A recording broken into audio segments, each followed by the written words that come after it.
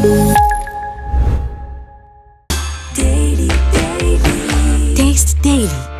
the Daily.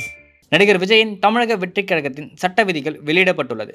அதில் தலைவருக்கே அதிகாரம் வழங்கப்பட்டுள்ளது. குறிப்பாக தேர்தல் ஆவணங்களில் கையெழுத்திடும் அதிகாரம் தலைவருக்கு மட்டுமே உள்ளது என்று குறிப்பிடப்பட்டுள்ளது. தமிழ் சினிமாவின் முன்னணி நடிகர்களில் ஒருவரான விஜய் கடந்த ஆண்டு தமிழக வெற்றிக் கழகம் என்ற கட்சியை தொடங்கினார். கட்சி தொடங்கிய வேகத்தில் விழுப்புரம் மாவட்டம் விக்கிரவாண்டி அருகே வி சாலை என்ற இடத்தில் கட்சியின் முதல் மாநாட்டை பிரம்மாண்டமாக நடத்தி முடித்தார். இதில் அவரது ரசிகர்கள் மற்றும் கட்சி தொண்டர்கள், பொதுமக்கள் என லட்சக்கணக்கானோர் பங்கேற்றனர். அதைத் தொடர்ந்து வருகிற 2026ஆம் ஆண்டு நடைபெற உள்ள தமிழக சட்டசபை தேர்தலை குறிவைத்து தனது கட்சி பணியை விஜய் தீவிரப்படுத்தியுள்ளார். அதற்காக சமீபத்தில் 100 மாவட்ட செயலாளர்களை அவர் நியமித்துள்ளார். அதைத் தொடர்ந்து வட்டார அளவில் நிர்வாகிகளை நியமிக்கும் பணி தீவிரமாக நடைபெற்று வருகிறது. மேலும் சட்டசபை தேர்தலை எதிர்கொள்வதற்கான வியூகங்களும் வகுக்கப்பட்டு வருகின்றன. அதன் ஒரு பகுதியாக ஐபேக் நிறுவனத்தை தொடங்கியவரும் மூத்த அரசியல் சாணக்கியராக அறியப்படுபவருமான பிரசாந்த் கிஷோர் அண்மையில் நடிகர் விஜய் அவர்களை அவரது வீட்டில் சந்தித்திருந்தார். மேலும் சட்டசபை தேர்தலை எதிர்கொள்வதற்கான வியூகங்களும் வகுக்கப்பட்டு வருகின்றன. சமீபத்தில் விடுதலை சிறுத்தைகள் கட்சியில் இருந்து நீக்கப்பட்ட ஆதவர்ஜனா தற்போது தமிழக வெற்றிக் கழகத்தில் இணைந்துள்ளார். வரவிருக்கின்ற சட்டசபை தேர்தலுக்கான பணிகள் இவரது கண்காணிப்பில் நடைபெறுவதற்கான பொறுப்பு வழங்கப்பட்டுள்ளது.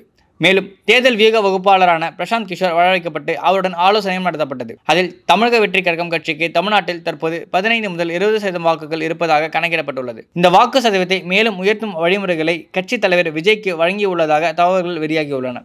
இந்த நிலையில் தமிழக வெற்றிக் கழகத்தின் சட்ட விதிகள் வெளியாகியுள்ளது. அதன் விவரங்களை பார்க்கலாம். தமிழக வெற்றிக் கழகத்தின் தலைவரை அக்கட்சியின் அடிப்படை உறுப்பினர்களை தேர்வு செய்வார்கள். 4 ஆண்டுகளுக்கு ஒரு முறை தமிழக வெற்றிக் கழகத்தின் சட்ட விதிகளுக்கு உட்பட்டு தலைவரை தேர்ந்தெடுப்பதற்கான உட்கட்சி தேர்தல் நடைபெறும். தலைவர் பதவிக்கு போட்டியிட விரும்புவோர் மாநில, மாவட்ட நிர்வாகிகளாக 4 ஆண்டுகள் தொடர்ந்து பணியாற்றி இருக்க வேண்டும். கட்சியின் அனைத்து விதமான அசையும் அசையா சொத்துக்களும் தலைவர் மட்டுமே பொறுப்பாளராக இருப்பார். கட்சிக்காக வாங்கப்படும் விற்கப்படும் சொத்துக்கள் அனைத்தும் தலைவர் பெயரிலே வழங்கப்படும். கட்சியின் அவசர தேவை கருதி முடிவெடுக்கும் அதிகாரம் தலைவருக்கு உண்டு என்றாலும் அந்த முடிவுக்கான ஒப்புதலை அடுத்து நடைபெறும் பொதுக்குழுவில் பெற வேண்டும். தலைவர் பதவி விலகினால் உடனடியாக பொதுக்குழு கூடி இடைக்கால தலைவரை தேர்வு செய்யும் வகையில் சட்ட விதி வகுக்கப்பட்டுள்ளது. தேர்தல், வேட்பாளர் தேர்வு, தேர்தல் ஆணைய ஆவணங்கள் என அனைத்திலும் கையெழுத்திடும் அதிகாரம் தலைவருக்கு மட்டுமே உள்ளது.